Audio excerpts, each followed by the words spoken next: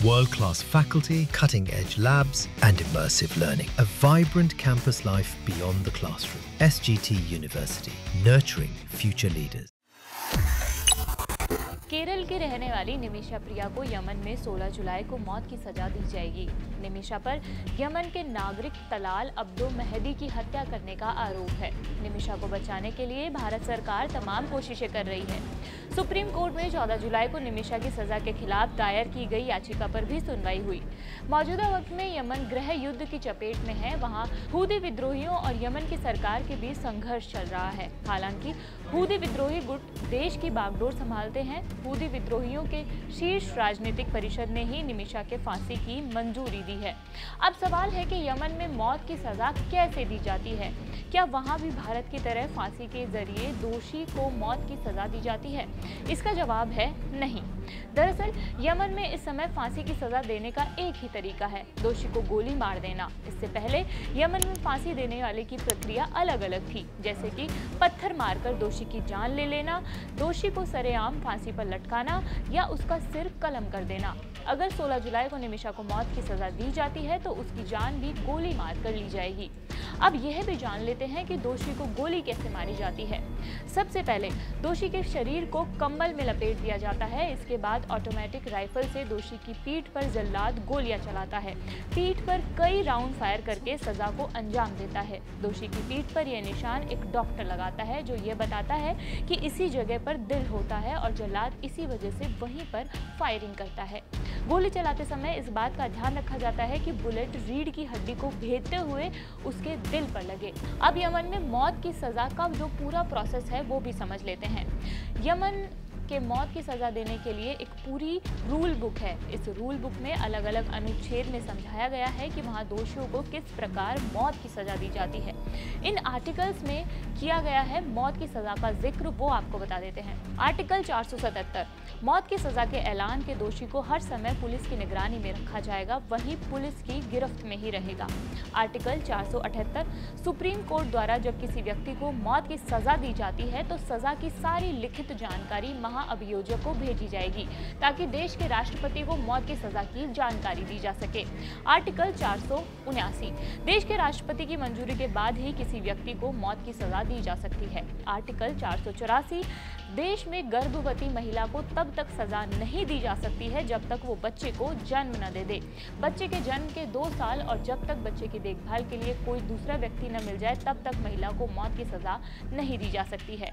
Article 485, दोषी को गोली मारकर मौत की सजा दी जाएगी। इसी आर्टिकल के तहत निमिषा को मौत की सजा दी जाएगी। आर्टिकल 487, अगर किसी व्यक्ति को पत्थर मारने की सजा दी जाती है तो उसे तब तक पत्थर मारा जाएगा जब तक कि उसकी मौत न हो जाए। आर्टिकल 488, जिन व्यक्तियों को मृत्युदंड या पत्थर मारने की सजा सुनाई जाती है उनके शव को दफनाने का खर्च सरकार वहन करेगी, बशर्ते कि उनके पास ऐसा करने का अनुरोध करने वाला कोई रिश्तेदार न हो, और यदि ऐसे रिश्तेदार ऐसा करने का अनुरोध करते हैं तो उन्हें अपना अनुरोध पूरा करने की अनुमति दी जाएगी।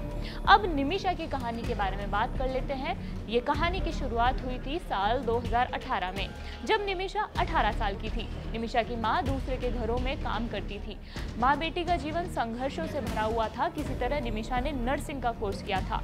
हालांकि केरल में उसे नर्सिंग की नौकरी नहीं मिली। इसके बाद निमिषा को पता चला कि यमन में नर्सिंग के अच्छे अवसर हैं। 19 साल की निमिषा अच्छे भविष्य के लिए यमन के लिए तैयार हो गई। उस समय यमन में शांति थी। यमन में निमिषा को सरकारी अस्पताल में नौकरी भी मिल गई। निमिषा की जिंदगी सब कुछ अच्छा चल रहा था। उसने केरल आकर ऑटो चलाने वाले टॉमी थॉमस से शादी भी रचा ली। शादी के बाद पति के साथ वो यमन लौट गई। थॉमस ने भी यमन में ही नौकरी ढूंढ ली। फिर साल 2012 में निमिषा ने एक बेटी को जन्म दिया। हालांकि यमन में बेटी की देखभाल करना कपल के लिए काफी कठिन हो रहा था, इसलिए थॉमस ने फैसला किया कि वो अपनी बेटी के साथ कोची लौट जाएगा। 2014 में थॉमस अपनी बेटी के साथ कोची लौट आया। वहीं दूसरी यमन में गृह युद्ध की स्थिति बन गई थी। यमन में निमिषा ने खुद का क्लिनिक खोलने की सोची, लेकिन यहाँ के कानून के मुताबिक अगर किसी विदेशी को यमन में अपना बिजनेस खोलना है तो उसे स्थानीय व्यक्ति के साथ पार्टनरशिप करनी होगी।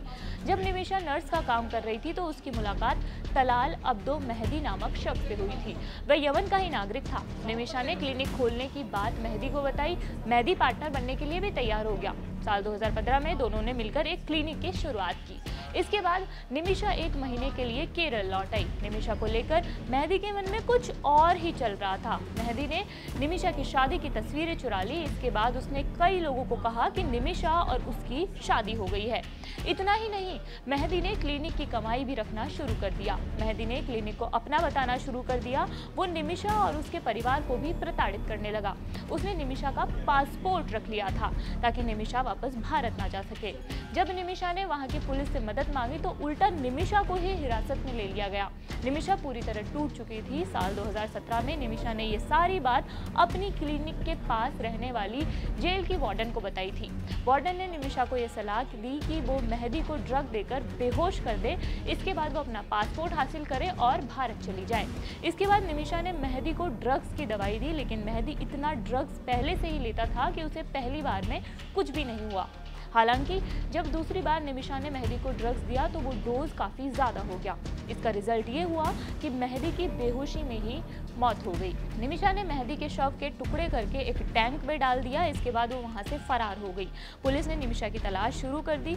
1 महीने बाद निमिषा सऊदी अरब की सीमा के नज़दीक यमन से गिरफ्तार की गई। साल 2024 में उसे फांसी की सजा दी गई। अब देखना होगा कि सरकार कैसे निमिषा को बचाती है।